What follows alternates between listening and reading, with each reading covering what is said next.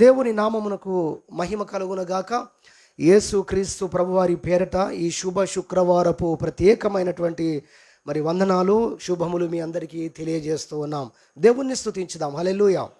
దేవుని పరిశుద్ధ గ్రంథంలో నుండి ప్రభువు శిలువపై పలికిన 7 మాటలను మనం ధ్యానించడానికి ప్రభు మరలా ఈ సంవత్సరం మనకు కృప అనుగ్రహించారు.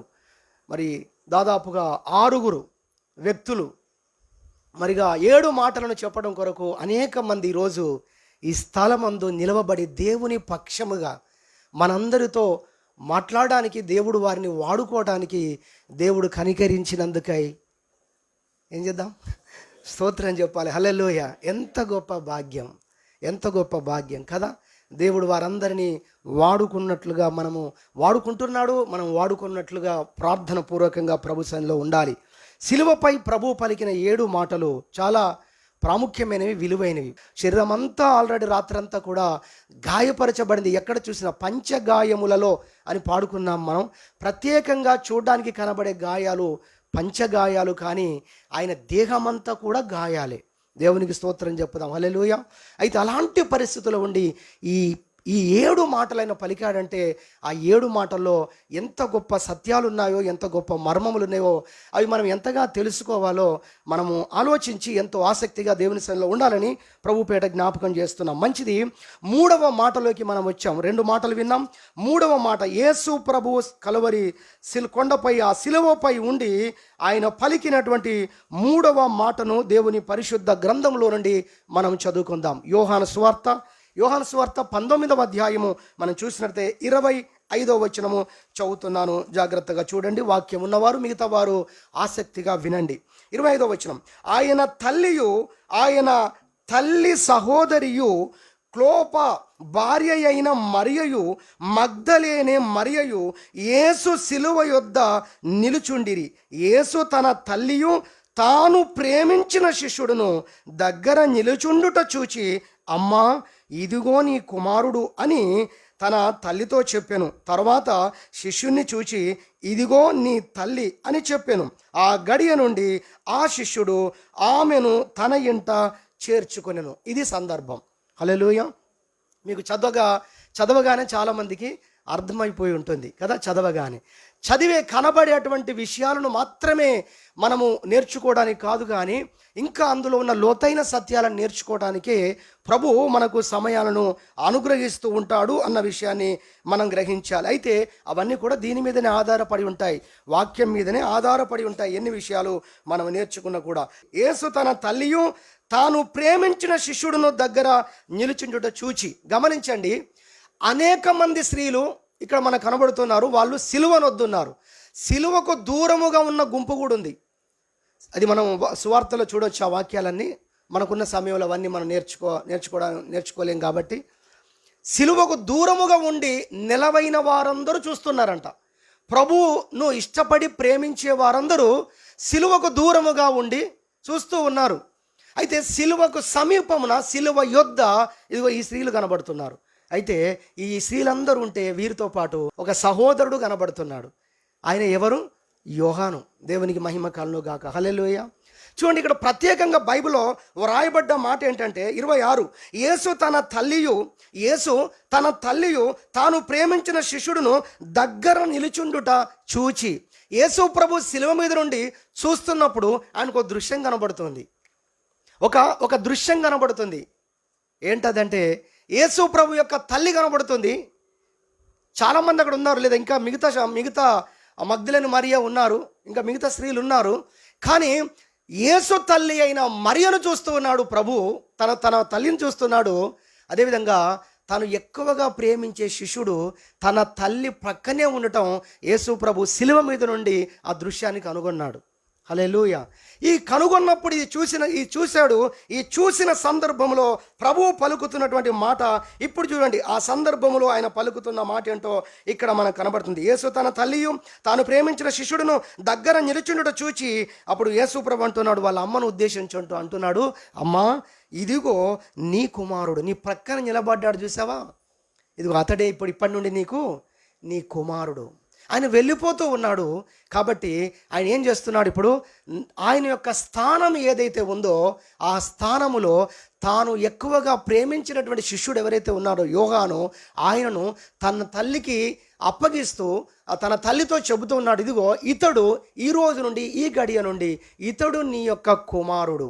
అంటే యేసు ప్రభు తన స్థానంలో యోహానును నిలవబెట్టాడు.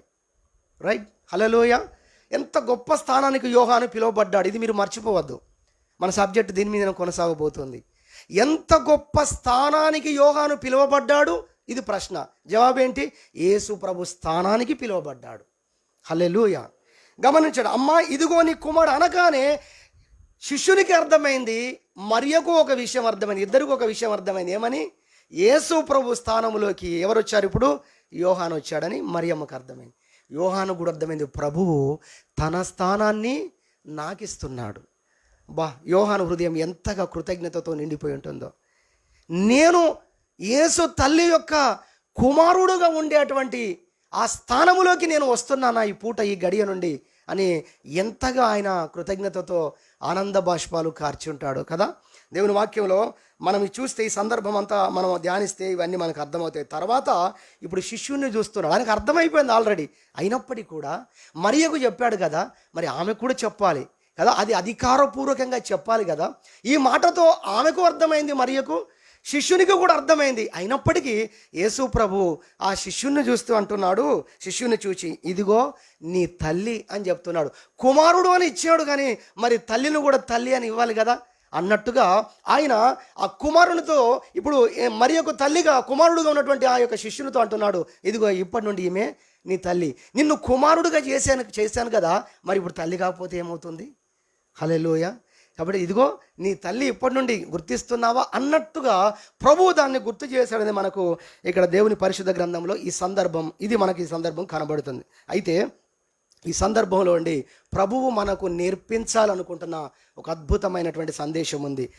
యోహానుకు యేసు ప్రభు బాధ్యత ఇచ్చాడు, ఇదిగో నీ తల్లి అని బాధ్యత ఇచ్చాడు, ఇదిగో నీ కుమారుడని మరియమ్మకు యేసు ప్రభు చెప్పాడు. ఇక్కడ గమనించవలసిన విషయం ఏంటంటే యేసు ప్రభు పరిశుద్ధాత్మ ద్వారా కలిగాడు మరియమ్మకు. అంతటితోనే మరియమ్మ కుటుంబం ఆగిపోలేదు. అంతేకాదు, యేసు ప్రభు పుట్టిన తర్వాత ఈ యోసేపుకు మరియ ఇరువురు కుటుంబ జీవితము ద్వారా కలిగిన సంతానము కూడా ఉంది. అది బైబిల్లో మనం చూస్తాం. ఇది మీ మనసులో ఉండనివ్వండి. హల్లెలూయా. అంటే ఆయనకు సహోదరులు ఉన్నారు అన్న విషయాన్ని మనం గ్రహించాలి. అది అలా ఉంచండి. అయితే తరువాత యేసు ప్రభువుతో ఉన్న శిష్యులు ఉన్నారు. 12 మంది శిష్యులు మనకు ఉన్నారు. సరే, ఒక వ్యక్తిని వదిలిపెడితే 11 మంది ఉన్నారు. యేసు ప్రభు తర్వాత పుట్టిన వారు ఉన్నారు. ఆయనేమో పరిశుద్ధాత్మ ద్వారా మరియకు జన్మించాడు. మిగతా వారు యోసేపు మరియ కుటుంబ జీవితం ద్వారా జన్మించిన వారు ఉన్నారు. ఒక్క మాటలో మామూలుగా చెప్పాలంటే లోకపరంగా తోడబుట్టిన వారు అంటే సొంత వాళ్ళు అంటారు కదా, రక్త సంబంధం అన్నట్టుగా అంటారు కదా, అలా ఆయన కాదు, అలా ఆయన ఆత్మ ద్వారా పుట్టాడు, పరిశుద్ధాత్మ ద్వారా పుట్టాడు. కానీ ఇదే మరియమ్మ ఆ గర్భం నుండి వారు వచ్చారు. రైట్. అయితే వాళ్ళెవ్వరికీ ఇవ్వకుండా, వాళ్ళైతే ఆమె కడుపునే పుట్టారు కదా, మరి వాళ్ళకి అప్పగించకుండా, బాగా వినాలి, ఈ యోహానుకి అప్పగించడానికి కారణం ఏంటి? ఇది అర్థమైతే అవును నిజమే కదా అని మీ అందరిలో వచ్చేస్తుంది. హల్లెలూయా.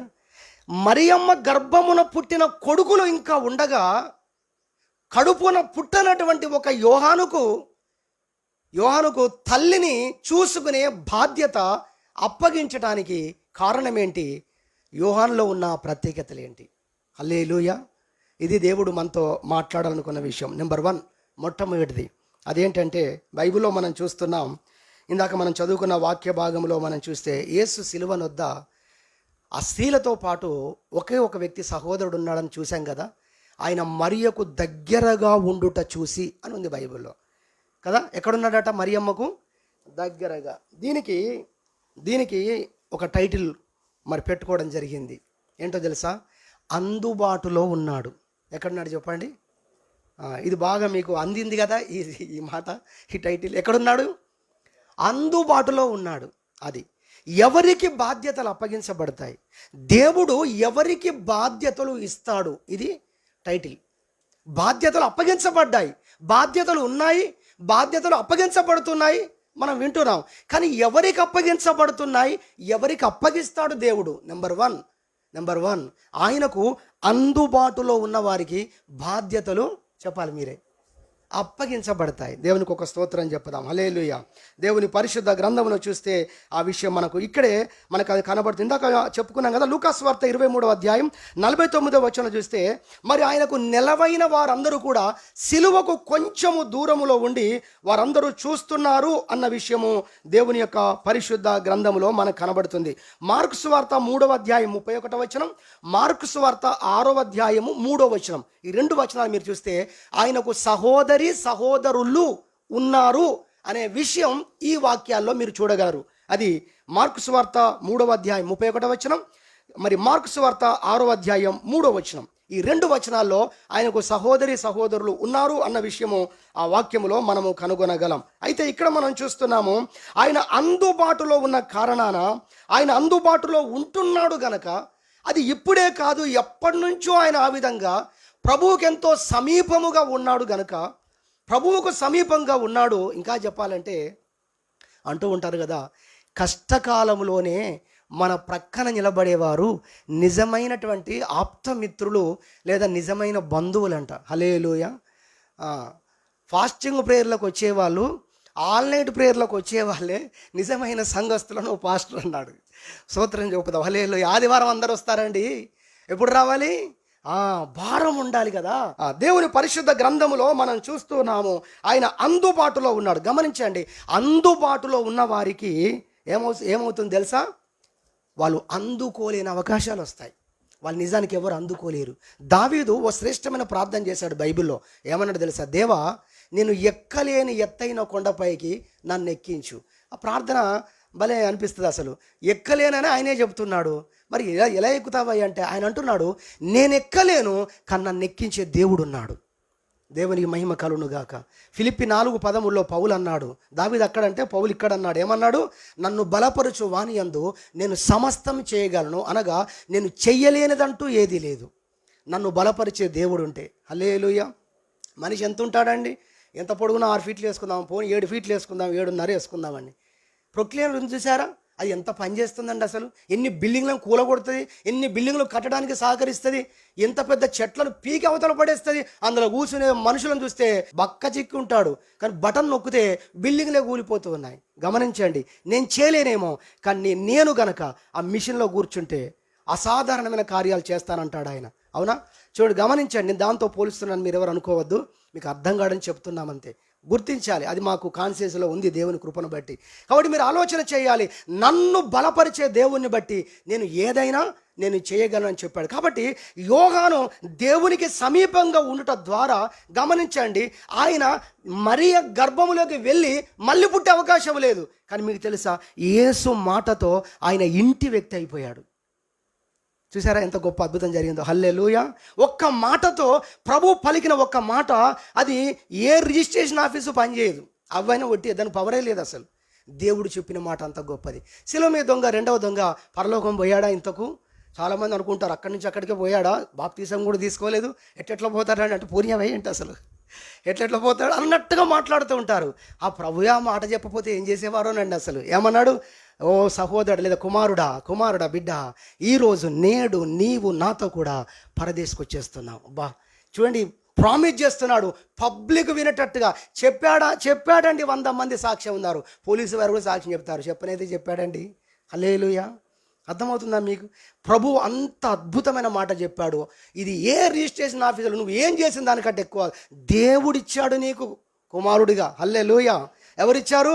దేవుడిచ్చాడండి. దేవుడిచ్చినటువంటి కుమారుడు, దేవుడిచ్చినటువంటి తల్లి. మనం గమనించాలి, అందుబాటులో ఉంటే అందుకోలేనన్ని గొప్ప అవకాశాలు నువ్వు అందుకుంటావు. ఎంత అంటే యేసయ్య స్థానాన్ని కూడా అందుకున్నాడండి యోహాను. కారణం ఏంటో తెలుసా? ఒకటే, ఆయన అందుబాటులో ఉన్నాడు అన్న విషయాన్ని ప్రభుపేట జ్ఞాపకం చేస్తూ ఉన్నాం. నిర్గమకాండం 24వ అధ్యాయం 13వ వచనం చూస్తే, ప్రభు యెహోవా దేవుడు మాట్లాడినప్పుడు ఆ పని చేయడానికి కూర్చున్న మోషే లేచాడట. లేవడంతోనే ఇంకొక ఆయన కూడా లేచాడట. నిన్నెవరు లేవమన్నారా? కూర్చో, నిన్నెవరు లేవమన్నారంటే ఆయన పజదానికి లేస్తాడు. తన గురువు లేచాడో ఈయన లేస్తాడు అంతే. తన నాయకుడు లేచాడో లేస్తాడు. ఆయన అన్నం తినడం అనుకోండి, ఈయన అన్నం తినడు. ఆయన ఎటన ప్రయాణం కట్టాడు అనుకోండి, ఈయన ప్రయాణం కడతాడు. ఎవర మహానుభావుడు గొప్ప వ్యక్తి? ఆ శిష్యుడు అంటే యెహోషువ. హల్లెలూయా. అర్థమైందా? బైబిల్లో నాకు ఆశ్చర్యం అనిపించింది. దేవుడు మాట్లాడిన తర్వాత మోషేయు అతని పరిచారకుడైన యెహోషువయు లేచిరి అని ఉంది బైబిల్లో. ఏం చేశారట? లేచారు. ఆ పని కోసం, ఆ పనిని చేయడానికి మోషే వెళ్తే ఏమైనా నేను సహాయకరంగా ఉంటానని వెనుక యెహోషువ మోషేను వెంబడించినట్టుగా బైబిల్లో మనకు కనబడుతుంది. చాలామంది మనకు కనబడతారు భక్తులుగా, కానీ చివరిలో మనం చూసినట్టయితే మోషేతో పాటు మోషే తర్వాత దేవుడు ఎవరిని అభిషేకించమన్నాడనేది చూస్తే యెహోషువను అభిషేకించు అని ప్రభువు చెప్పాడు. దేవునికి మహిమ కలుగునుగాక. కారణం ఏంటో తెలుసా? మోషేను వెంబడించిన వ్యక్తిగా యెహోషువ బైబిల్లో కనబడతాడు. దేవుడు ప్రత్యక్షమై సియోను కొండ మీద మోషేతో మాట్లాడుతూ ఉంటే ప్రజలందరూ ఏమో కింద కొండ ఆ దూరముగా పాలెములో అక్కడ దూరముగా ఉంటే ఈ యొక్క యెహోషువ మాత్రం జనులతో లేడాట కానీ మోషే కొండ ఎక్కాడు కదా, ఆ కొండ దిగువన అక్కడ కనిపెట్టుకొని ఉన్నాడు. అయ్యగారు పైకి వెళ్ళారు, ఎప్పుడు వస్తారా అని. దేవునికి స్తోత్రం చెప్పుదాం. హల్లెలూయా. అందుకే మోషే తరువాత దేవుడు ఎవరిని ఆ స్థానంలో పెట్టుకోవడానికి ఇష్టపడ్డాడంటే యెహోషువను అన్న విషయాన్ని దేవుని వాక్యంలో చదువుతాం. కారణం ఏంటి? ఆయన హృదయములో చూడండి, ఎప్పుడు మనం ఏదో ఇలా ఉంటేనే కాదు, ఫిజికల్గా మీరు తీసుకోకండి, ఎప్పుడు మనం కలిసి ఉంటేనే అని కాదు, అది కాదు. హృదయములో, మనస్సులో ఆ దగ్గరగా ఉండే అటువంటి ఆ స్వభావం. దేవునికి మహిమ కలుగునుగాక. హల్లెలూయా. ఆ రకంగా చూస్తే ఇందాక మనం విన్నాము కదా, ఎవరు? గారడి సీమోను కదా. గారడి సీమోను ఫిలిప్పుతో ఎలా ఉన్నాడో బైబిల్లో ఉంది. మీరు ఎంతమంది క్యాచ్ చేశారో దాన్ని? ఏముందో తెలుసా అక్కడ? ఎడబాయకుండి. మరి ఈ బంధం చూస్తే యెహోషువ మోషే బంధమేనా? ఫిజికల్గా తీసుకోవద్దు. అందుకే మనం ఏదో కలిసి ఉన్నంత మాత్రాన కాదు, హృదయాలు కలిసాయా? హల్లెలూయా. ఇలా అందరము కలిసి ఉన్నాం సంఘముగా. మన అందరిలో ఒకే మాట ఉందా? 1 కొరింథీ పత్రిక 1వ అధ్యాయంలో మనం చూసినట్లయితే ప్రభు అక్కడ పౌలు ద్వారా దేవుడు ప్రత్యక్షత ఇస్తాడు. మీరందరూ సంఘములో ఏకభావముతో మీరు లేరని నాకు తెలియవచ్చింది. మీరందరూ ఏకభావముతో ఉండాలన్నాడు. ఇలా గుంపుగా మనందరం ఉండడం కాదు. దీనిలో ఎప్పుడు శక్తి రిలీజ్ అవుతుందో తెలుసా? సంఘంలో అందరిది ఒకే మాట, అది దేవుని మాట ఉండి ఆ మాటను మనం అందరం ఏకీభవించినప్పుడు ఈ సంఘం ముందు పాతాళలోక ద్వారములు నిలవవు. అప్పుడు స్తోత్రం చెప్పుదాం. హల్లెలూయా. దైవ దర్శనం దేవుడు తాను ఏర్పరచుకున్న దైవజనునికి ఇస్తాడు. ఆ దైవజనునికి ఒక సంఘాన్ని ఇస్తాడు, అనగా ఇదిగో మనందరిని ఇస్తాడు. ఆ దైవజనుని యొద్దకు దేవుని ప్రత్యక్షత వస్తుంది, ఆ ప్రత్యక్షత సంఘానికి వస్తుంది. దాన్ని ఫాలో అవుతే నువ్వు దేవుని ప్రత్యక్షతను ఫాలో అయినట్టు అవుతుంది. స్తోత్రం చెప్పుదాం. హల్లెలూయా. ఇలాంటి అన్ని విషయాలు, అనేకమైన విషయాలు దీంట్లో ఉంటాయి. సరే, ఇక్కడ మనం చూస్తున్నాం మరి మోషే తర్వాత యెహోషువ నియమించబడ్డట్టుగా దేవుని యొక్క పరిశుద్ధ గ్రంథములో మనం ఆ విషయాన్ని కనుగొంటాం. అదేవిధంగా లూకా సువార్త 10వ అధ్యాయం 17వ వచనంలో మీరు చూస్తే యేసు ప్రభు దగ్గరికి 70 మంది శిష్యులు ఓసారి వచ్చారంట. అది మనం చదువుకుంటూ వెళ్ళిపోతాం, కానీ ఆగం. 70 మంది శిష్యులు సంతోషంతో వచ్చి, ప్రభువా మీ నామమున దయ్యాలు మాకు లోబడుచున్నవి అని చెప్పారట. ఎంతమంది? సంఖ్య మర్చిపోవద్దు. ఎంతమంది? 70 మంది. అదేంటి మాకు 12 అని చెప్పారు? అసలు 70 మంది శిష్యులు బైబిల్లో ఉందా? ఇప్పుడే చూస్తే నిజంగా 70 మంది ఉంటుంది అక్కడ. అదేంటి మరి? 70 మంది ఉన్నారు, కానీ మీరు బైబిల్లో చూసినట్లయితే ఆ తర్వాత వాళ్ళంతా అందులో 12 మంది తప్ప అందరూ వెనుదిరిగి వెళ్ళిపోయారు, శిష్యులుగా ఉండలేక. అభిమానులుగా ఉన్నవారు ఉన్నారు, శిష్యుల సమూహంలో చాలామంది వెనుకడిగి వేసిన వారు ఉన్నారు. 12 మంది మాత్రమే ఆయనను ఖచ్చితంగా వెంబడించిన వ్యక్తిగా ఉన్నారు. చివరిలో ఇస్కరియోతు యూదా తప్పిపోయాడు. గమనించండి, ఎందుకు వాళ్ళు ఆ యొక్క 12 మంది లేదా 11 మంది? ఎందుకంటే వారు ప్రభువు యొక్క ప్రతి మాటకు వారు విధేయత చూపించిన వారుగా ఉన్నారు. నిత్యము ప్రభువును వెన్నంటి ఉన్నారు. అంటే అందుబాటులో ఉన్న వ్యక్తులు ఎవరంటే, మత్తయి అంటే ప్రభువా అంటాడు, పేతురు అంటే ఏమంటాడు? ప్రభువా అంటాడు. హల్లెలూయా. అర్థమవుతుందా? మనం ఇక్కడ ఉండి కూడా మన పేరు పిలిస్తే మనం చప్పుడు చేయలేదు అనుకోండి, అది కాదు. మనం దూరం ఉన్న ఒక్క ఫోన్ కొడితే సాధ్యమైతే రాగలిగితే 5 నిమిషాలు ఇక్కడ ఉంటే మనం అందుబాటులో ఉన్నట్టే. నువ్వు అమెరికాలో ఉన్నా స్తోత్రం చెప్పండి. హల్లెలూయా. దూరాలు కాదు, మనసు ఎక్కడుంది? ఆ మనసు ఎక్కడుంది కదా? మనసున్న చోటికట మనిషి వెళ్తాడంట. జాయిస్ మేరీ గారు ఒక అద్భుతమైన వర్తమానం తీశారు.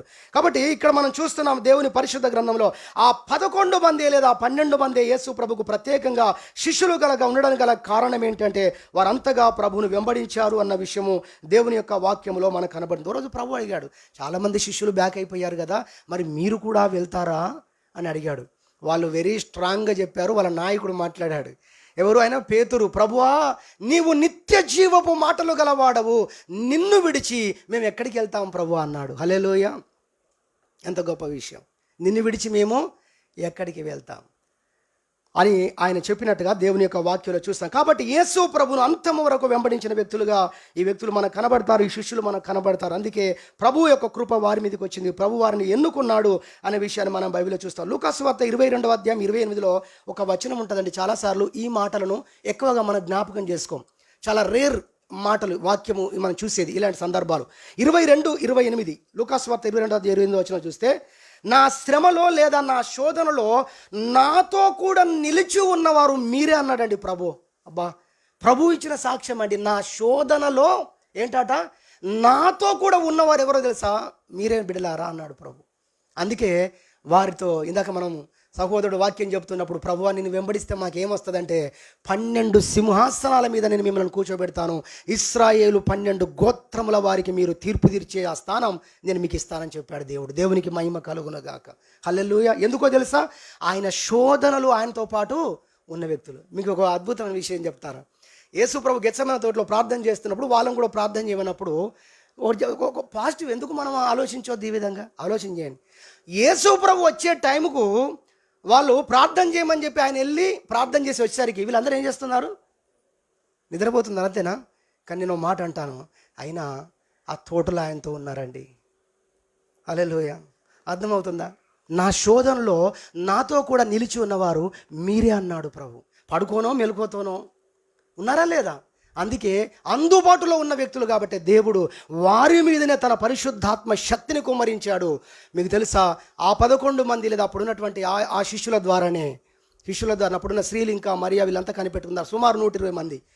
పెంతెకోస్తు దినమున పరిశుద్ధాత్మ వచ్చిన దినం 2వ అధ్యాయం అపోస్తల కార్యంలో వారి ద్వారా వచ్చిన ఉజ్జీవం వారి మీదనే దేవుడు పరిశుద్ధాత్మను తొలకరి వర్షంను కురిపిస్తే ఇప్పటి వరకు ఆ రివైవలే కదండి నడుస్తుంది. ఇంకా కడవరి పరిచర్య స్టార్ట్ కాలే. స్తోత్రం చెప్పుదాం. హల్లెలూయా. ప్రపంచమంతట్లో దేశాల్లో యేసును గూర్చిన వార్త బయటికి వెళ్ళింది చూసారా, తెలుస్తుంది చూసారా, అంతో ఇంతో అక్కడ జరిగినటువంటి సంభవమే. ఆ ఉజ్జీవం, ఆ రివైవల్, ఆ శక్తి ద్వారానే ఈరోజు క్రైస్తవ ప్రపంచంలో విశ్వాసము ప్రారంభమైంది అన్న విషయాన్ని దేవుని పేరట జ్ఞాపకం చేయడానికి మరి ఇష్టపడుతున్నాం. కాబట్టి మొట్టమొదటిగా మనం చూస్తున్నాం, అందుబాటులో మనం ఉన్నప్పుడు మనం గొప్ప స్థానాలకు మనం వస్తాం. మొదటి అంశం, 3 అంశాలు చెప్తాను. మొదటి అంశం ఇది. 2వ అంశంలోకి వెళ్తున్నాను. 2-3 త్వరగా చెప్పి ముగిస్తాను, సమయం అయిపోతుంది కాబట్టి. 2వదిగా మనం చూసినట్టయితే దేవుని యొక్క పరిశుద్ధ గ్రంథములో మనము చూసినట్టయితే 2వ మాట కొరకు మరి యోహానులో ఉన్నటువంటి 2వ గొప్ప క్వాలిటీ ఏంటి అంటే, 2వది ఆయన బాధ్యత కలిగిన వ్యక్తిగా ఉన్నాడు. చెప్పాలి ఏంటి, ఎలా ఉన్నాడు యోహాను? యోహాను మీదనే మన యొక్క ప్రసంగం సాగుతుంది. ఎంత బాధ్యత కలిగిన వ్యక్తిగా ఉన్నాడో తెలుసా? మరియమ్మనే చూస్తున్నాడు. నాకైతే అదే కనబడింది అక్కడ. ఈయన బాధ అంతా ఏంటంటే, మనం కూడా చాలాసార్లు ఎక్కడికైనా వెళ్ళినప్పుడు వాళ్ళ ప్రియులు చనిపోయినప్పుడు వాళ్ళ భార్యనో వాళ్ళ భర్తనో వాళ్ళకున్న చిన్న పిల్లలనో అందరిని చూస్తూ ఉంటాం. మాటికి ఎవరిని చూస్తాం? వాళ్ళనే చూస్తుంటాం. వాళ్ళు ఎంత ఏడుస్తున్నారు, అయ్యో ఎంత బాధపడుతున్నారని వారినే చూస్తుంటాం. యేసు ప్రభు కన్న కొడుకు పరిశుద్ధాత్మ ద్వారా ఆయన జన్మించిన మరియమ్మ నవమాసాలు మోసింది కదండి. హల్లెలూయా కదా. ఆ తల్లి బాధ ఎంత దారుణంగా ఉంటుంది. ఒకరోజు చెప్పాడు. ఎప్పుడు చెప్పాడో తెలుసా? దేవుడు చెప్పించాడు. మందిరానికి తీసుకొని వచ్చాడు యేసు ప్రభును, యెరూషలేముకు తీసుకొని వచ్చారు. కుమారుడు పుట్టాడు. ఈయన మామూలు కాదు, పరిశుద్ధాత్మ ద్వారా జన్మించాడు. అది యోసేపుకు తెలుసు, మరియకు తెలుసు. ఇది అద్భుతం, ఇది పరిశుద్ధమైన పుట్టుక, ఇది దైవావతారం అని దేవదూతల ద్వారా విన్నారు. అవన్నీ చూశారు, అనుభవంలో తెలుసుకున్నారు. కాబట్టి ఎంతో శ్రేష్టంగా ఆయన పట్టుకొచ్చారు మందిరంలోకి. అక్కడ ఒక నీతిమంతుడైన వ్యక్తి ఉన్నాడు, దేవుని యొక్క ప్రత్యక్షతలు పొందే వ్యక్తి ఉన్నాడు. తెలుసా పేరు? గుర్తొచ్చింది కదా, సుమయోను. ఈ సుమయోను ఆ యొక్క బాలుడుగా శిష్యుడుగా ఉన్న యేసు ప్రభును చేతుల్లోకి తీసుకొని వెళ్ళి, నాదా ఇప్పుడు నన్ను సమాధానంగా పోనిస్తున్నావు, నన్ను పోనిస్తున్నావు, నీవు సమాధానంగా పోనిస్తున్నావు. ఎటు? ఇంటికి, పరమ ఇంటికి. హల్లెలూయా. ఆయనకు ఒక ప్రవచనం ఉంది. నీవు చనిపోయే లోపు సృష్టికర్త ఈ లోకంలో అడుగు పెడతాడు. ఆయన చూసినాకనే నీ మరణం వస్తుంది. ఈ ముసలైన ఈ పెద్ద మనిషి ఎంత మరి సూచనగా ఉన్నాడు ఆ కాలంలో. నిజంగా ఈ విషయం తెలిసిన వారికి తెలుస్తుంది. హల్లెలూయా. ఈయన ఈయన ఈయన చనిపోయాడు అంటే అర్థం ఏంటో తెలుసా? ఆల్రెడీ సృష్టికర్త లోకంలో ఎక్కడో ఒక దగ్గర ఎంటర్ అయ్యాడు. ఆ ఎంటర్ అయితే తప్పైనా చనిపోడు, ఆయన చూస్తే తప్పైనా చనిపోడు. ఇది ప్రవచనం. సరే, అదే పరిస్థితి అక్కడ చూస్తాం మనము. అయితే ఆ పరిస్థితులలో అది చూసి ప్రభువుని స్తుతించి ప్రభుతో మాట్లాడి అంత చేసి మరియమ్మ వైపు తిరిగో మాట అంటాడు. గుర్తొచ్చిందా? మరియమ్మ వైపు తిరిగో మాట అంటాడు. ఏమన్నాడు? అమ్మా మరియమ్మ, నీ యొక్క హృదయములో నుండి ఖడ్గము దూసుకొని పోతుంది అన్నాడు. అర్థమైందా? ఏంటది? నీ హృదయములో నుండి, దేహములో నుండి కాదు, గుర్తుపెట్టుకోండి, దేహములో నుండి కాదు, నీ హృదయాన్ని బద్దలు చేసే ఒక సంఘటన జరగబోతుంది, ప్రపంచంలో జరగబోతుంది, నీ అనుభవంలోకి రాబోతుంది. సిద్ధంగా ఉండు తల్లి అని చెప్పాడు. ఏంటండి? ఆమెను చూస్తే అది జ్ఞాపకం చేసుకొని ఈ తల్లి దాన్ని ఎలా భరిస్తుంది అనుకున్నాడో, ప్రవచనం అయితే వచ్చింది, మాట అయితే వచ్చింది. సహోదరి సహోడా, ఇలాంటివన్నీ మనసులో పెట్టుకున్నవాడుగా, విన్నవాడుగా యోహాను యొక్క మనసంతా ఎవరి మీద ఉందో తెలుసా? మరియమ్మ మీదనే ఉందండి. ఆ తల్లినే చూస్తూ ఉన్నాడు, అక్కడ జరిగే సంభవాన్ని చూస్తున్నాడు, యేసు ప్రభువుని చూస్తున్నాడు, మనుషుల మాటలు వింటున్నాడు, బాధపడుతున్నాడు. మళ్ళీ ఆయన దృష్టి ఎటు వస్తుంది తెలుసా? ఈ మరియమ్మ గురించి ఆలోచిస్తున్నాడు. ఈ తల్లి ఎంత పిచ్చిదైపోతుందో, లేదా ఈ తల్లి ఎంత ఏడుస్తుందో, ఈమెను ఎవరు ఓదార్చాలి, ఈమెను ఎవరు ధైర్యపరచాలి? ఓ ఇంతగా యోహాను హృదయం అంతా అదే అనుకుంటున్నాడు. ఎవ్వరు చూసుకోకపోయినా, బాగా వినండి, ఎవ్వరు చూసుకోకపోయినా దేవుడు అవకాశం ఇస్తే, ఒకవేళ నాకు దేవుడు ఈ అల్పునికి అవకాశం ఇస్తే నేను చూసుకుంటే ఎట్లుంటుంది అని ఒక తలంపు వచ్చింది. నేను అనాలనుకుంటుంది కూడా అది అని ప్రభు పలికాడండి. ఇప్పుడు అర్థమైందా? హల్లెలూయా. మళ్ళీ వినండి, యోహాను అనుకుంటున్నాడు మనసులో, ఈ తల్లిని ఎవరు పట్టించుకోకపోయినా ఈ తల్లిని నేను పట్టించుకుంటా, నాకు అవకాశం వస్తే ఈ తల్లిని చూసుకునే బాధ్యత నా సాధ్యంత వరకు నేను చూసుకుంటాను మనసులో అనుకుంటున్నాడు. మాట అక్కడి నుంచి శిలువ మీద నుంచి వస్తుంది. హల్లెలూయా. హృదయం ఎరిగిన దేవుడు అండి, ఆయనకు తెలుసు. ఈయన ఏదనుకుంటున్నాడో దాన్ని స్థిరపరుస్తూ శిలువ మీద నుండి ఒక మాట వస్తుంది. యోహాను అదిరిపడ్డాడు. మరియమ్మతో ముందు చెప్పాడు, విన్నాడు అది. కానీ ఇప్పుడు యోహాను ఉద్దేశించి చెప్తున్నాడు. నా భాషలో చెప్పాలంటే ఈ వాక్యంలో ఉన్న మాటను మీకు అర్థమయ్యేటట్టుగా, యోహాను వాళ్ళిద్దరికీ తెలుసు, కొన్ని దేవునికి మనకే తెలుసు, కొన్ని ఇక్కడ కూర్చున్న ఎవ్వరికీ తెలియదు. మీ విషయంలో కూడా అంతే, మిమ్మల్ని ఏం తక్కువ చేయను. మీ ప్రభువుకు మీకే కొన్ని విషయాలు తెలుసు, నాకు తెలుసు, నా ప్రభువుకు నాకే తెలుసు. మా ఇద్దరి బంధం, అందులో ఏమేమి ప్రత్యేకతలు ఉన్నాయో, ఎలాంటి బంధాలు ఉన్నాయో, ఎంత నన్ను చూసుకుంటాడో, ఎంత నన్ను కనికరించాడో నాకు మాత్రమే తెలుసు, పొందిన వాడికే తెలుసు. ఇక్కడ కూర్చున్న వారందరికీ మీకే తెలుసు. నేను అంటున్నాను, ఆ యోహాను చూస్తూ అంటున్నాడు, యోహాను ఇదిగో నీ తల్లి అనుకున్నావుగా, మనసులో ఆశ కలిగి ఉన్నావుగా, మనసులో అందుబాటులో ఉన్న వ్యక్తిగా ఉన్నావు కదా, అంత ప్రేమ నీలో ఉంది కదా, నీకు గాక నేను ఎవరికి అప్పగిస్తాను అనుకున్నావు బిడ్డ అన్నట్లుగా యోహాను చేతులకు అప్పగించాడని మనం చూస్తున్నాం. కాబట్టి ఆయన బాధ్యత కలిగిన వ్యక్తిగా ఉన్నాడు. అందుకే అందరూ దూరంగా ఉన్న ఆ కష్టకాలములో ఆమెను విడిచిపెట్టడానికి సిలువకు దూరంగా పోతే, ఎక్కడికి వస్తున్నావు? అందరూ నిలబడ్డ వారంతా మనుషులు కాదా? నువ్వు లోపలికి చొచ్చుకొస్తున్నావేంటని ఒక్క సైనికుడు వచ్చి ఒక్క దెబ్బ కొట్టలేడా యోహాను? మీరు ఆలోచించండి. నీకు భయం లేదా అసలు?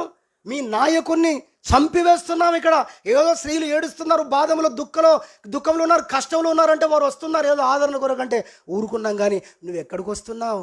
నేను అంటున్నాను, ఆయన మరియమ్మ ఏం జరిగినా మంచిదే, నన్ను వెనుక నుంచి ఒకరు వచ్చి తన్నినా మంచిదే. ఈ అమ్మకు ఈ కష్టకాలంలో ఈ సిలువనొద్ద నిలబడి తన కొడుకును చూసి బోరును ఏడుస్తున్న ఈ తల్లి మరియకు దూరముగా నేను ఉండలేను. హల్లెలూయా. ఆయన ఆల్రెడీ, నేను అంటున్నాను, ఆల్రెడీ ఆ కుమారుని బాధ్యతలు పోషిస్తున్నాడండి అక్కడ, ఆల్రెడీ పనిలో ఉన్నాడండి అక్కడ. అందుకే ఆయన బాధ్యత కలిగి ఉన్నాడు. అదేమైనా ఆలోచన చేయాలి. ఇదిగో నయోమి అంటుంది, ఓర్ప యవనస్తులు మీకు ఎప్పుడు పెళ్లి చేస్తారు? అంత కాని పని, మీరు వెళ్ళిపోండి మీ తల్లిగారింటికి, మ్యారేజ్ చేసుకోండి, హాయిగా ఉండండి, ఈ ముసలి దాంతో మీకు ఎందుకు కష్టం అని అన్నప్పుడు ఓర్ప అత్తమ్మే చెప్పింది. ఎవరు చెప్పారు? అత్తమ్మే చెప్పింది కదా. మంచి ఆలోచన చెప్పింది కదా, లోక సంబంధంగా ఆలోచన మంచిగా కనపడుతుంది కదా అని వెళ్ళేటప్పుడు అత్తమ్మకు ముద్దు పెట్టి ఏంటండి ఆమె వెళ్ళిపోయింది ఆలోచన తీసుకొని. కానీ మీరు ఆలోచించండి, అదే టైంలో ఆమె అంటున్నప్పుడు ఓర్ప వెళ్ళిపోతున్నప్పుడు, ఆమె అన్నప్పుడేమి ఓర్ప వెళ్ళిపోతున్నప్పుడేమి ఆ యొక్క రూతు హృదయంలో ఉన్న మాట ఏంటో తెలుసా? నేను నిన్ను విడిచిపెట్టాను. హల్లెలూయా. ఈ పరిస్థితుల్లో, ఈ కష్టకాలంలో నేను నిన్ను విడిచిపెట్టను. నా వెంబడి రావద్దని మీరు దయచేసి అనొద్దు. నువ్వెక్కడ చచ్చిపోతావో అక్కడ నేను చచ్చిపోతాను. నువ్వెక్కడ నివసిస్తావో ఆ జనుల మధ్య నేను నివసిస్తాను. నీ జనులే నా జనులు, నీ చుట్టాలే నా చుట్టాలు, నీ దేవుడే నా దేవుడు. హల్లెలూయా. సహోదరి సహోదరా, ఎంత బాధ్యత కలిగిన వ్యక్తిగా రూతు ఉందో మనం చూస్తున్నాం. ఓర్ప గురించి బైబిల్లో మనకు విలువైన విషయాలు కానీ ఆమె అడ్రస్ కానీ దొరకదు. కానీ మీకు తెలుసా, అందుబాటులో ఉన్న వ్యక్తికి అందరంత స్థానాలు వస్తాయని ఆల్రెడీ విన్నాం కదా ఫస్ట్ అంశంలో. రెండవ అంశంలో ఇప్పుడు చూడండి, ఈ రూతు బాధ్యత కలిగి తల్లి అత్తమ్మ పట్ల ఉన్నందుకు యేసుక్రీస్తు వంశావళిలో చేర్చబడిందండి. హల్లెలూయా. ఆమెకు పుట్టిన వంశములలో నుండే యేసు ప్రభు వచ్చాడు. అలా ఈ పాత్రను తీసుకెళ్ళి ఆ తీగలో యేసు ప్రభు పెట్టుకున్నాడు, వంశావళిలో ప్రభు చేర్చుకున్నాడంటే మీరు ఒక్కసారి ఆలోచించండి. కాబట్టి మనము బాధ్యత కలిగినటువంటి వ్యక్తులంగా మరి మనము ఉండాలి. ఉన్నప్పుడు ఆ విధమైన సిద్ధపాటు మనలో ఉన్నప్పుడు మనకు బాధ్యతలు అనుగ్రహించబడతాయనే విషయాన్ని ప్రభు పేరట ఈ వాక్యము ద్వారా మరి మేము మీకు జ్ఞాపకం చేస్తున్నాం. మనము బాధ్యత కలిగిన వ్యక్తులంగా ఉన్నప్పుడే మనకు బాధ్యతలు అప్పగించబడతాయి. మొదటి అంశం ఏంటి? మనము అందుబాటులో ఉన్నప్పుడే మనకు బాధ్యతలు అప్పగించబడతాయి. యోహానుకు ఎందుకు బాధ్యతలు అప్పగించబడ్డాయి? మనకు ఎప్పుడు బాధ్యతలు అనుగ్రహించబడతాయి? దేవుని వలన, అంటే దేవునికి అందుబాటులో ఉన్నప్పుడు. మొదటి అంశం. రెండవదిగా మనం విన్నాం ఇప్పటిదాకా, మనము బాధ్యత గల వ్యక్తులంగా జీవిస్తున్నప్పుడు మనకు గొప్ప గొప్ప బాధ్యతలు అనుగ్రహించబడతాయి.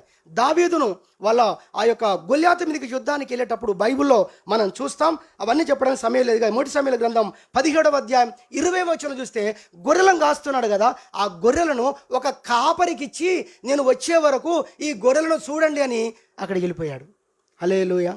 కాబట్టి బాధ్యత గల వ్యక్తిగా ఉన్నాడు కనుకనే అతడు ఈ గొర్రెల విషయంలోనే ఇంత నమ్మకంగా ఉన్నాడు. సింహం వచ్చి ఒక గొర్రెను ఎత్తుకుపోతే పోతే పోనిలే 99 ఉన్నాయని కూర్చోలేదు. ఎలుగుబంటి వచ్చేసి ఆ యొక్క గొర్రెల మీద దాడి చేస్తే పోతే పోయిందిలే అని చెప్పి అనుకోలేదు దావీదు. ప్రాణాలకు తెగించి వాటిని కాపాడుకోవడానికి దావీదు సింహానికి అడ్డం తిరిగాడు, ఎలుగుబంటికి అడ్డం తిరిగాడు, వాటిని చంపివేసి వాటి నోట్లో ఉన్న గొర్రె పిల్లలను విడిపించాడని బైబిల్లో రాయబడింది. ఇంత బాధ్యత గల వ్యక్తిని తీసుకొని వెళ్ళి నా ప్రజలైన ఇశ్రాయేలు మీద వారి మీద పెడితే ఎంత బాధ్యతగా చూసుకుంటాడో కదా అని ప్రభు మురిసిపోయాడు దావీదును చూసి. దేవునికి ఒక స్తోత్రం చెప్పుదాం. హల్లెలూయా. కాబట్టి మరి సమయం అయిపోయింది. లాస్ట్ చివరి మాట నేను చెప్పి నేను ముగిస్తాను. బాధ్యతగా మనం ఉన్నప్పుడే బాధ్యతలు మనకు అనుగ్రహించబడతాయనే విషయాన్ని మనం వింటున్నాం. ఒకసారి ఒక యవనస్తుడు ఒక కంపెనీలో ఉద్యోగం కోసం వెళ్ళాడు. వెళుతూ ఉన్నప్పుడు గేట్లు మొత్తం తీసున్నాయంట.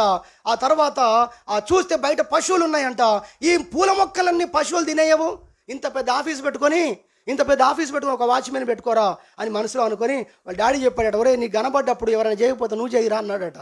కాబట్టి గేటు దగ్గరేసి లోపలికి వెళ్ళాడట. 3వ అంతస్తులో ఇంటర్వ్యూ అని చెప్పారంట. వెళ్ళిపోయాడు లోపలికి. వెళ్తూ ఉంటే హాల్లో ఒక దగ్గర వాష్ బేసిన్ దగ్గర పంపు ఇప్పుందట. అదేంది పంపు నీళ్ళని పోతున్నాయి, ఒక చుక్కను మనం పట్టుకోవాలని ఫోటోలు పెడుతూ ఉంటారు, నీళ్ళని నిన్నుపోతున్నాయి అని వెళ్ళి సర్లే డాడీ ఏం చెప్పాడు, బాధ్యతగా ఉండమని చెప్పాడు అని చెప్పి నల్ల కట్టేశాడు. ఫస్ట్ అంతస్తుకి వెళ్ళాడు. వెళితే అక్కడ ఎవరు లేరు, ఫుల్ ఫ్యాన్ తిరుగుతుంటే ఎవరు లేరు, ఫ్యాన్లు వేసి వెళ్ళిపోయారు. పోయేటప్పుడు బంద్ చేయవచ్చు కదని ఫ్యాన్ బంద్ చేశాడు. 2వ అంతస్తుకి వెళ్ళాడు. అక్కడికి వెళ్ళేసరికి టేబుల్ మీద కొన్ని పేపర్లు పెట్టబడి ఉన్నాయి. పేపర్లు అన్నీ కింద పడిపోయి ఉన్నాయి. అదేంటి పేపర్ వెయిట్ లేదా, ఇలాంటి వెయిట్ లేదా, అసలు ఏంటి పేపర్లను పోయాయి, ఎవరు పోయారు, ఎడిపోయారు, ప్యూనేడి అనుకొని సర్లే ఎందుకు అని అన్ని పాపం వంగి మొత్తం మడత పెట్టి పైన పెట్టేశాడు. 3వ అంతస్తుకి వెళ్ళాడు. అందరు కూర్చున్నారు. కంగ్రాచులేషన్స్ అన్నారట అక్కడ ఉన్న అందరూ. ఎవరైనా వెల్కమ్ అన్నారు కానీ కంగ్రాచులేషన్, నాకు ఏం వచ్చిందని కంగ్రాచులేషన్ అంటే వాళ్ళు చెప్తున్నారట మీరు ఉద్యోగానికి సెలెక్ట్ అయ్యారు. కారణం ఏంటి? అదేంటి నన్ను ఒక్క ప్రశ్న కూడా మీరు అడగలే కదా. చాలా ప్రశ్నలు అడిగాం, చాలా వాటికి జవాబులు రాశారు, మీరు సెలెక్ట్ కూడా అయ్యారు. నేను పిచ్చోడు అయిపోతున్నాను. నన్ను ఎక్కడ ప్రశ్నలు అడిగారు, నాకేం టెస్టులు పెట్టారు, అదిగో గేట్ తీసింది మేమే, పేపర్లన్నీ కింద పడేసింది మేమే, పంపులు ఇప్పింది మేమే. అవన్నీ కూడా నువ్వు చేస్తావా లేదా? ఈ కంపెనీకి మేనేజర్గా ఉండే ఈ పోస్టుకు వచ్చేవాడు తన కంపెనీగా, తన ఇంటిగా బాధ్యత వహించేవాడైతే ఈ కంపెనీ వర్ధిల్లుతుంది. ఆ లక్షణాలు నీలో కనబడ్డాయి మాకు అన్నారంట. హల్లెలూయా. రెండవ అంశం అయిపోయింది. మూడోది రెండు నిమిషాలు చెప్పి ముగిచ్చేస్తా. మూడవ అంశం, మూడోది ఏంటంటే యోహాన్లో నమ్మకత్వం కనబడింది. చెప్పాలి, ఏం కనబడింది? నమ్మకత్వం కనబడింది. అదే సందర్భము, ఆ సందర్భాలే మళ్ళీ మీరు జ్ఞాపకం చేసుకోండి. కొత్త విషయాలు మనం చెప్పుకోవడానికి సమయం లేదు. కానీ దేవుని పరిశుద్ధ గ్రంథంలో చూస్తే ఆయన ఆ కష్టకాలంలో ఆయన ఉన్నాడు. కొత్త సందర్భం చెప్పాలి అంటే, యేసు ప్రభువును ప్రధాన యాజకునికి ఇంటిలోకి లాక్కొని వెళ్తున్నారు, గుంజుకొని పోతూ ఉన్నారు పోలీసు వారు, సైనికులు. ఆ పరిస్థితిలో ఇద్దరు మాత్రమే ఫాలో అయ్యారు. ఎంతమంది చెప్పండి త్వరగా? ఇద్దరు మాత్రమే ఫాలో అయ్యారు. వెనకెనక వచ్చారు. అందరు ఎక్కడో ఉన్నారు, మనం కనబడితే ఎక్కడ చంపేస్తారేమో అని. ఆ ఇద్దరిలో నెంబర్ 1 ఎవరు అంటే ఒక ఆయన పేతురు. నెంబర్ 2 మీకు అర్థమైంది ఎవరైనా? ఈ యోహానే. వెనకనే ఫాలో అవుతూ వెళ్ళారు. ఎక్కడ తీసుకెళ్తారు యేసు ప్రభు అంటే ప్రధాన యాజకుని ఇంటి లోపలికి తీసుకొని వెళ్ళారు. పేతురు ఆగిపోయాడు, యోహాను మాత్రం లోపలికి వెళ్ళిపోయాడు. ఎందుకో తెలుసా? కొంచెం చుట్టం అవుతారంట. బైబిల్లో ఉంది. మరి అలా కొంచెం రిలేషన్స్, కొన్ని తెలిసిన విషయాలు ఉన్నాయి, పరిచయాలు ఉన్నాయి. అందుకని యోహాను లోపలికి వెళ్ళిపోయి అంతా చూసి ప్రభుని అక్కడ మాట్లాడుతున్నారు, ప్రభుని అక్కడ నిలబెట్టారని తెలిసి మళ్ళీ వెళ్ళిగా బయటకు వచ్చి, ఈ పేతురు ఎవరు అనుకుంటున్నా, మావోడే, కొంచెం ఈయనను కూడా లోపలికి రానియండి అని పేతురును పట్టుకుపోయింది కూడా ఈ యోహానే. గుర్తుపెట్టుకోండి సహోదరి సహోదరుడా, సిలువను మోస్తూ ఉన్నప్పుడు సిలువను వెంబడించిన వారు, యేసు ప్రభును పట్టుకుని వెళ్తున్నప్పుడు వెంబడించినటువంటి వారు, సిలువ యొద్ద ఉన్నవాడు ఈ యోహాను భక్తుడనే విషయాన్ని మనం జ్ఞాపకం చేసుకోవాలి. కాబట్టి ఒక నమ్మకమైన వాడుగా ఉన్నాడు గనుక యేసు ప్రభు ఆయననే మరి ఎన్నుకున్నాడు అన్న విషయాన్ని గుర్తు చేస్తున్నాం. అబ్రాహాము గురించి బైబిల్లో రాయబడింది. ఆదికాండం 18:19 మీరు చూస్తే, 18వ అధ్యాయం 19వ చూస్తే అబ్రహాము గురించి ప్రభు ఒక మాట చెప్పాడండి. తన పిల్లలందరినీ కూడా నా మార్గములో నడిపించేటువంటి ఆ క్యారెక్టర్ ఉన్నోడు ఈ అబ్రహాము అని దేవుడు చెప్పాడు. అక్కడ ఆ నమ్మకత్వాన్ని ఏం చేశాడట? చూశాడు దేవుడు. ఇతడే కాదు, వీళ్ళ పిల్లలను కూడా నన్ను అనుసరించేటట్టుగా, నా మార్గాల్లో జీవించేటట్టుగా చేసేటువంటి గొప్ప నమ్మకస్తుడు ఈ యొక్క అబ్రహాం అని దేవుడు అక్కడ చెప్పాడన్న విషయాన్ని గుర్తు చేస్తున్నాం. సారెపాతు విధవరాలు ఇంటికి యెహోవా దేవుడు ఏలియాను పొమ్మన్నాడు. పోయేటప్పుడు ఏమన్నాడు తెలుసా? నేను ఆల్రెడీ సారెపాతు విధవరాలకు చెప్పేశాను, నో ప్రాబ్లం అన్నాడు. మీరు బైబిల్లో చూస్తే అసలు యెహోవా దేవుడు ఆమెకు ప్రత్యక్షమే కాలేదు. ఆలోచన చేయండి సహోదరి సహోదరుడా. సారెపాతు తల్లి యొక్క, ఊర్లో ఉన్న విధవరాలు తల్లి యొక్క హృదయము ఆయనకు తెలుసు. ఈయన వెళితే ఆమె ఊరికనే యాక్సెప్ట్ చేస్తుందని తెలుసు. అలా అంత నమ్మకస్తురాలుగా దేవుని దృష్టిలో ఆ తల్లి ఆ చిన్న ఊర్లో దేవునికి అగుపరుచుకుంది. దేవునికి మహిమ కలుగును గాక. హల్లెలూయా. కాబట్టి సహోదరి సహోదరుడా, మోషే గురించి కూడా ప్రభు చెప్పాడు. సంఖ్యాకాండం 12:7 మీరు చూస్తారు, నా ఇల్లంతట్లో కూడా ఈ యొక్క మోషే నమ్మకస్తుడు అనే విషయాన్ని చెప్పినట్టుగా దేవుని పరిశుద్ధ గ్రంథంలో చూస్తున్నాను. నేను ముగిస్తున్నాను, సమయం అయిపోయింది. 1801 సంవత్సరంలో అమెరికా ప్రెసిడెంట్గా ఉన్నటువంటి ఒక వ్యక్తి థామస్ జెఫర్సన్ అనేటువంటి వ్యక్తి 1801 నుండి 1809 వరకు అమెరికా దేశానికి అధ్యక్షుడిగా ఉన్నాడు. ఓ నది దాటుతున్నారు గుర్రాల మీద. దాటుతూ ఉన్నప్పుడు అందరూ దాటుతున్నాడు, ఒకడు మాత్రం ఆ నది బాగా లోతుండడం ద్వారా వీళ్ళు గుర్రాలతో వెళ్తున్నారు, కొట్టుకుపోతానని భయంతో అక్కడ నిలబడి చూస్తున్నాడట. నిలబడి చూస్తూ ఆయన ఈ వెళుతున్న గుంపులో ఒకరిని అడిగాడు, నన్ను మీ గుర్రం మీద కూర్చోబెట్టుకొని ఆ నది అవతలకి తీసుకుపోతారా అని అడిగాడట. అప్పుడైనా వచ్చేయి కూర్చో అన్నాడట. కూర్చోబెట్టుకున్నాడు. నది దాటారు, బయటకు వచ్చారు. అక్కడ ఉన్న వాళ్ళందరూ సోల్జర్స్, అందరు కమాండర్స్ అడిగారట, బుద్ధి ఉందా నీకు? అసలు నువ్వెవరిని అడిగావో తెలుసా? ఇంతమంది ఉన్నాం మేమంతా సోల్జర్స్, మేమంతా కాదా? నువ్వెవరిని అడిగావో తెలుసా? ఎవరిని అడిగానయ్యా? నువ్వు అమెరికా ప్రెసిడెంట్ గుర్రం ఎక్కావు, నువ్వు మేమంతా కనబడట్లేదా నీకు? మమ్మల్ని అడగొచ్చు కదా, సహాయం మేము చేస్తాం కదా అంటే. నేను ముగిస్తున్నాను ఒకటే మాట. ఆయన ఏమన్నాడు తెలుసా? ఆయన ముఖంలో అది చేస్తాడనే నమ్మకం నాకు కనబడింది అన్నాడట. నేను అడిగితే రిఫ్యూజ్ చెయ్యడు, నన్ను యాక్సెప్ట్ చేస్తాడు. మీ ముఖాలు చూస్తే అడగబుద్ధి కాలేదు. సహోదరి సహోదరుడా, ఆ ప్రెసిడెంట్ని చూస్తే ఈ వ్యక్తికి అనిపించిందట అతడు సహాయం చేయగలడు. నేను అంటున్నాను, నమ్మకమైన వ్యక్తులంగా మనల్ని మనం కనపరుచుకుందాం. సహోదరి సహోదరుడా, అంశం ఏంటంటే అట్టి వ్యక్తులుగా మనల్ని మనం కనపరుచుకునే వారంగా మనం ఉందాం. దేవుడు ఈ వాక్యమును దీవించునుగాక. ప్రార్థన చేసుకుందాం.